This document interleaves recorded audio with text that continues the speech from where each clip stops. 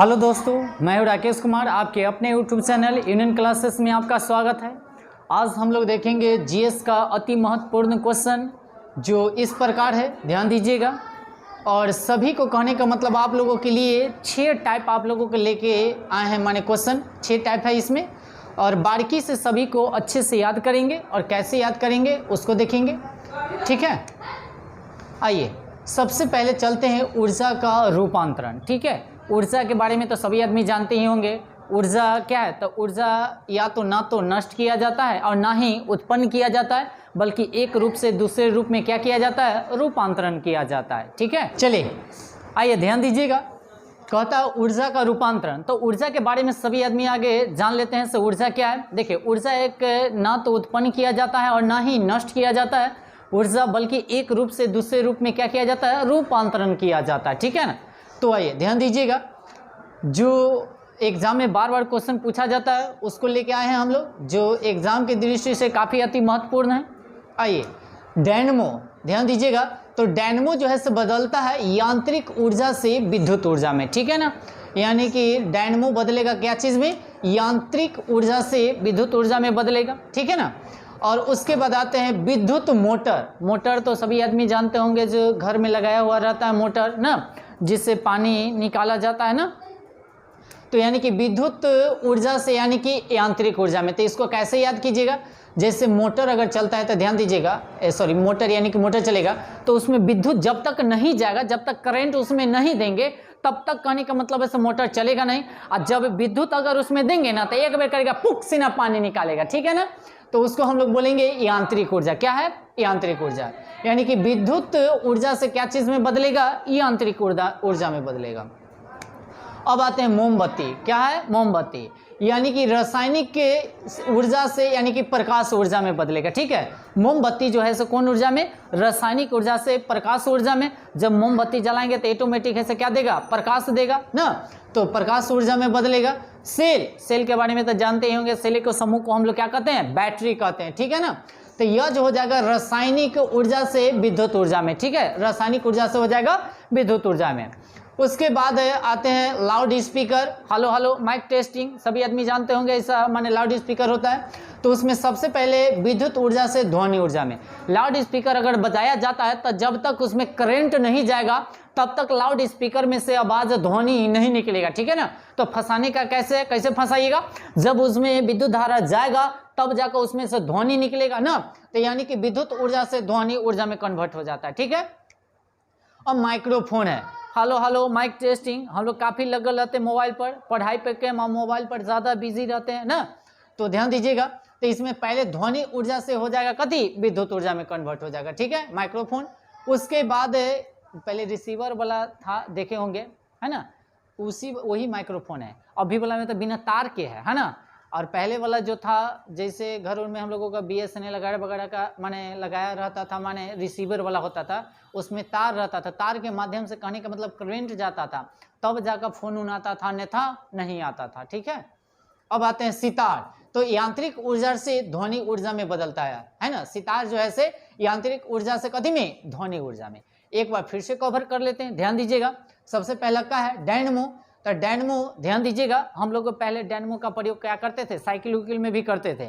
Cycle में इतना को के रहता था और लगा देते थे ना, तो कहने का मतलब है चक्का में सटता था, तो घर्षण के कारण उसका चक्का में क्या माने डायनमो का जो ऊपर वाला गुप्पी होता था काफ़ी तेजी से नसता था। जब हम लोग काफ़ी तेजी से साइकिल चलाते हैं तो चलाने के बाद जब वो घर्षण होता था तो उसमें से विद्युत यानी कि धारा निकलता था। अब विद्युत धारा निकलने के बाद जो होता था, आगे लाइट लगाया हुआ रहता था साइकिल के आगे, और वह लाइट जो है से जलता था। तो कब? जब उसमें से कहने का मतलब है यांत्रिक ऊर्जा से विद्युत ऊर्जा में, जब उसको घर्षण होता है तब जाकर उसमें से विद्युत धारा निकलता है, ठीक है। तो फंसाने का तरीका क्या है? जो कहने का मतलब है उसको घर्षण हुआ, घर्षण के बाद ही विद्युत धारा उसमें से निकलता है, यानी कि यांत्रिक ऊर्जा से विद्युत ऊर्जा में कन्वर्ट करता है, ठीक है ना। दिमाग को अच्छे से कॉन्स्टेंट रखें और याद कीजिए। और विद्युत मोटर के बारे में, तब विद्युत मोटर कैसे याद कीजिएगा? जब तक उसमें कहने का मतलब ऐसे करंट नहीं देंगे तब तक कहने का मतलब उसमें से पानी नहीं निकलेगा, है ना। तो यानी कि विद्युत ऊर्जा यानी कि विद्युत उसमें देंगे, यानी कि विद्युत धारा देंगे, तब जाकर यांत्रिक ऊर्जा में बदलेगा, यानी कि पानी निकलता है, यांत्रिक ऊर्जा में कन्वर्ट हो गया, ठीक है। उसके बाद आते हैं मोमबत्ती। तो यह रासायनिक से यानी कि रासायनिक ऊर्जा से बदलेगा कथी में, प्रकाश ऊर्जा में। जब मोमबत्ती को हम लोग जलाते हैं तो उसमें से प्रकाश निकलता है तो प्रकाश ऊर्जा में कन्वर्ट हो जाता है। सेल यानी कि बैटरी के यानी कि सेलों के समूह को ही हम लोग बैटरी कहते हैं। तो यह हो जाएगा रासायनिक ऊर्जा से यानी कि विद्युत ऊर्जा में कन्वर्ट होता है। ठीक है, रासायनिक ऊर्जा से विद्युत ऊर्जा में होता है। लाउड स्पीकर, तो यह हो जाएगा विद्युत ऊर्जा से यानी कि ध्वनि ऊर्जा में ना, विद्युत ऊर्जा से ध्वनि ऊर्जा में हो जाएगा। उसके बाद माइक्रोफोन हो जाएगा ध्वनि ऊर्जा से विद्युत ऊर्जा में ना, माइक्रोफोन हो जाएगा ध्वनि ऊर्जा से कथी यानी कि विद्युत ऊर्जा में हो जाएगा। और उसके बाद सितार आते हैं, ठीक है, जो बजाने वाला होता है, तो यह यांत्रिक ऊर्जा से ध्वनि ऊर्जा में कन्वर्ट होता है। ठीक है, तो हम लोग एक टॉपिक को हम लोग कवर कर लिए। अब नेक्स्ट टॉपिक क्या है उसको देखेंगे। पादप रोग है। ठीक है, कौन सा फसल में कौन सा रोग होता है उसके बारे में देखेंगे। ठीक है ना, अच्छे से ध्यान दीजिएगा। अब कहता है ब्लास्टर, यानी कि ब्लास्ट जो रोग होता है क्या चीज में होता है, धान में होता है। ठीक है, यानी कि ब्लास्ट रोग जो होगा से कथी में होगा, धान में। एग्जाम में बार बार क्वेश्चन पूछा गया है ना, से ब्लास्ट रोग जो है से किससे संबंधित है, तो धान से है। क्या चीज से है, धान से। ठीक है, अब चलते हैं ब्लैक आर्म, यह जो हो जाएगा कपास ना। ब्लैक कहने का मतलब है से आर्म जो रोग होता है किस में होता है, कपास में। और कपास की खेती यानी कि सबसे ज्यादा कहने का मतलब महाराष्ट्र में होती है। क्यों होती है, क्योंकि वहां पर सबसे ज्यादा काली मिट्टी पाया जाता है। और काली मिट्टी जो होती है कपास की खेती के लिए अत्यंत उपयोगी होता है ना। और काली मिट्टी सबसे ज्यादा महाराष्ट्र में भी है। ठीक है, तो कहेगा काली मिट्टी किस फसल के लिए उपयोगी है, तो कपास के लिए। ठीक है ना, तो आगे आता है खैरा, यानी कि खैरा रोग जो होता है ये भी धाने में होता है। कथी में होता है, धान में। याद के लिए रहेगा, खैरा रोग किस में होता है, तो धान में होता है। उसके बाद रेड रस्ट रोग जो होता है गन्ना में होता है। गन्ना के जब आप लोग देखे होंगे से गन्ना में बीच में रेड सरन टाइप पे हो जाता है, बीच में अंदर में हो जाता है। जब खाइए हुईएगा ना, चिबाइएगा, तो उसमें बीच में देखिएगा लाल लाल यानी कि रेड रहता है उसमें, उसी को कहा जाता है कथी, रेड रॉस कहा जाता है। उसके बाद टिक्का रोग, बहुत बार एग्जाम में पूछा गया, टिक्का रोग यानी कि मूंगफली में होता है। ठीक है, तो टिक्का रोग किस में होगा, मूंगफली में। टिक्का रोग कहाँ होता है, तो मूंगफली में होता है। उसके बाद लिस्ट लीफ, यानी कि लिस्ट लीफ जो होगा से कथी में, नींबू में होगा। ठीक है, एक होता है लिस्ट लीफ यानी कि ये भी एक और होता है जो आम में भी होता है। ठीक है, दोनों को याद कर लीजिएगा। ठीक है, अब आते हैं नेक्स्ट टॉपिक के बारे में आते हैं। दो टॉपिक हम लोगों का खत्म हो चुका है। नेक्स्ट टॉपिक क्या है देखिएगा, मनुष्य, पक्षी, छिपकली या फेफड़े द्वारा श्वसन करता है। ठीक है, कहेगा सर मनुष्य किसके द्वारा श्वसन करता है, तो फेफड़े के द्वारा। पक्षी यानी कि पक्षी किसके द्वारा, तो फेफड़े के द्वारा। छिपकली किसके द्वारा, तो फेफड़े के द्वारा श्वसन करती है।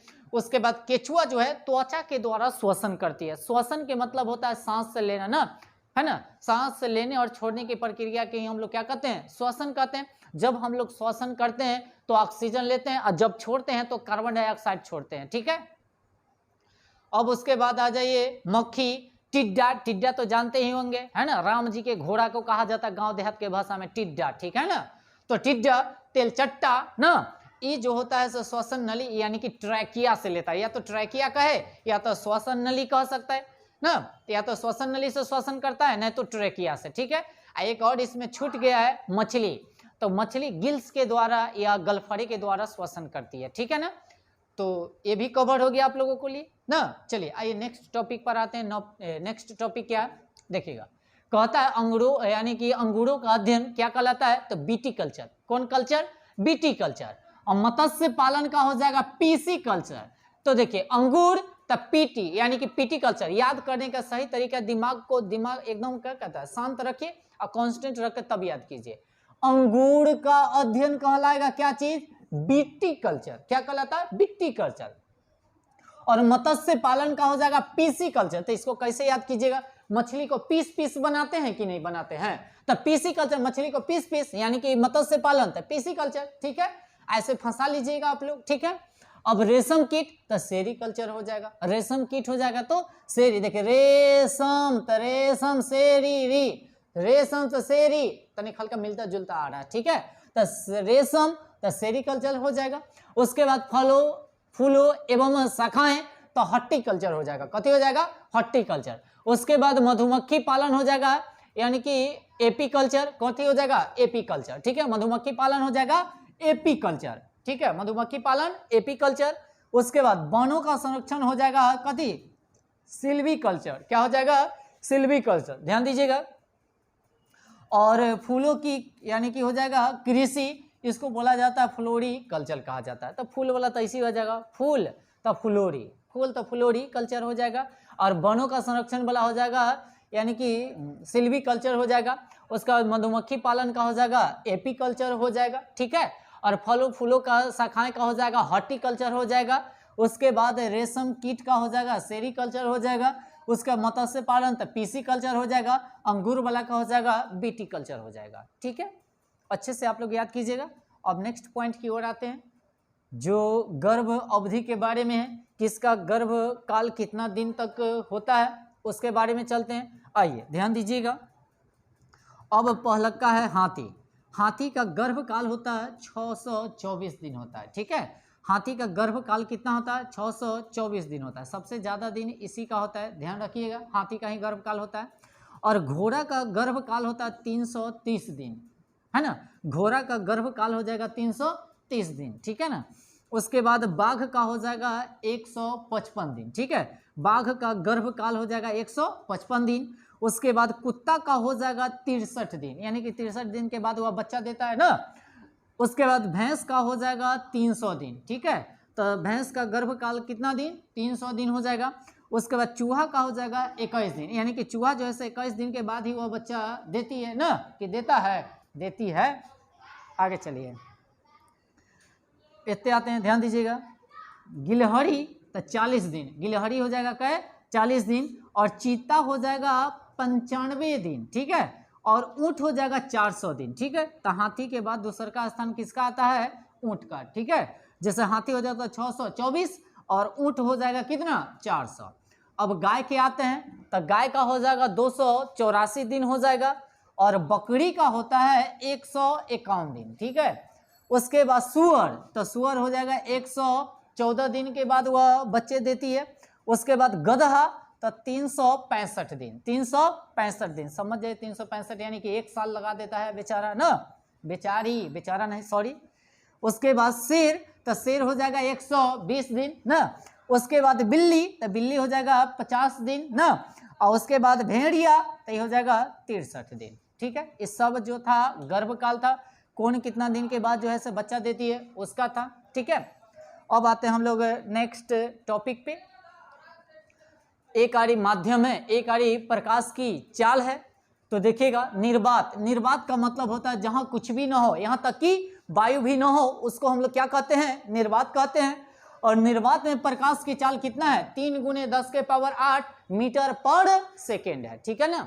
उसके बाद जल में, तो जल में हो जाएगा कितना, 2.25 × 10⁸ कितना, 8 मीटर पर सेकेंड है। ये कीजिएगा, जैसे 10⁸ जो है ना सब में आपको रहेगा, ठीक है, ध्यान दीजिएगा, 10⁸ सब में है, और मीटर पर सेकेंड सब में रहेगा। तो याद कीजिएगा, निर्वात में सबसे ज्यादा है 3 है, और जल में ओकरा से कम है यानी कि 2.5 है, ऐसे याद कीजिएगा। और जल से भी कम कथी, कांच में है 2 है। नायलॉन में हो जाएगा उससे भी कम, दूध से भी कम हो जाएगा, यानी कि 1.96 हो जाएगा, ठीक है ना। तो कैसे याद कीजिएगा, निर्वात में 3 × 10⁸ मीटर पर सेकेंड है, और जल में हो जाएगा 2.25 हो जाएगा, और × 10⁸ मीटर पर सेकेंड हो जाएगा। और कांच में हो जाएगा 2 × 10⁸ मीटर पर सेकेंड हो जाएगा। और नायलॉन में हो जाएगा 1.96 × 10⁸ मीटर पर सेकेंड हो जाएगा। चलिए, तो ये तो हो गया यानी कि प्रकाश की चाल। अब आते हैं, तो ध्यान दीजिएगा, ये माध्यम है और वायु की चाल है। माने वायु की चाल कितना कोण में है से ना, सॉरी ध्वनि की चाल, सॉरी उसके लिए, यानी कि वायु का चाल ध्यान दीजिएगा, ध्वनि माने है वायु का चाल जो है से कितना है, 332 है, यानी कि वायु का चाल कितना है, 332 है, ठीक है। उसके बाद हाइड्रोजन, ये हो जाएगा 1200 कितना 69, जल में हो जाएगा 1400 कितना 83, उसके बाद शुद्ध जल में हो जाएगा 1500 कितना 33, उसके बाद पारा में हो जाएगा 1400 कितना 50, उसके बाद कांच में हो जाएगा 5600 कितना 40, और लोहा में हो जाएगा कितना 5130, अगर कहेगा से ध्वनि की चाल सबसे ज़्यादा क्या चीज़ में है, तो इस्पात में है। क्या चीज़ में है? इस्पात में। ज़्यादा वाला याद कर ले रहिएगा, ठीक है, ज़्यादा बेटर रहेगा। और आगे चलते हैं। अब है पीएच मान के बारे में, किसमें कितना पीएच मान होता है। तो देखिएगा शुद्ध जल का पीएच मान कितना होता है? 7 होता है। शुद्ध जल का पीएच मान कितना होता है? 7। इसके बारे में समझ जाएंगे। सबसे पहले अम्ल के बारे में कुछ जान लेते हैं। जिसका पीएच मान 7 से कम होता है वह अम्लीय होता है, जो 7 से ज़्यादा होता है वह क्षारीय होता है, और 7 जो होता है वह उदासीन होता है, ठीक है। आइए ध्यान दीजिएगा। तो शुद्ध जल का पीएच मान जो होता है कितना होता है? 7 होता है। और इसको कैसे याद कीजिएगा? 7 लीटर हम लोग पानी पिएंगे और 6 लीटर यानी कि टॉयलेट करेंगे, है ना, तो यानी कि मूत्र। तो मूत्र का पीएच मान होता है, ध्यान रखिएगा, 6 होता है। कितना होता है? 6 होता है। मूत्र का पीएच मान कितना हो जाएगा? 6, यानी कि 7 लीटर पानी पिए, 6 लीटर यानी कि टॉयलेट किए। सिरका का पीएच मान होता है 2.4। 2 पॉइंट कितना होता है? 4। शराब का होता है 2.8। शराब का कितना होता है पीएच मान? 2.8। उसके बाद दूध का होता है 6.4। तो इसको दूध वाला को कैसे याद कीजिएगा? दूध पिएंगे और छक्का चौवा मारेंगे, छक्का से 6 और चौवा से 4, ठीक है ना। तो दूध पिएंगे और छक्का चौवा मारेंगे, 6 पॉइंट कितना हो जाएगा? 4। उसके बाद समुद्री जल का होता है 8.4। 8 पॉइंट कितना होता है? 4। उसके बाद लार का होता है, लार जो होता है, जो लड़का सके देखिएगा से टपक का इतने टकला चल जाता है, उसका होता है 6 पॉइंट कितना? 5। 6 पॉइंट कितना होता है? 5। उसके बाद मूत्र के तो बता दिए 6 होता है।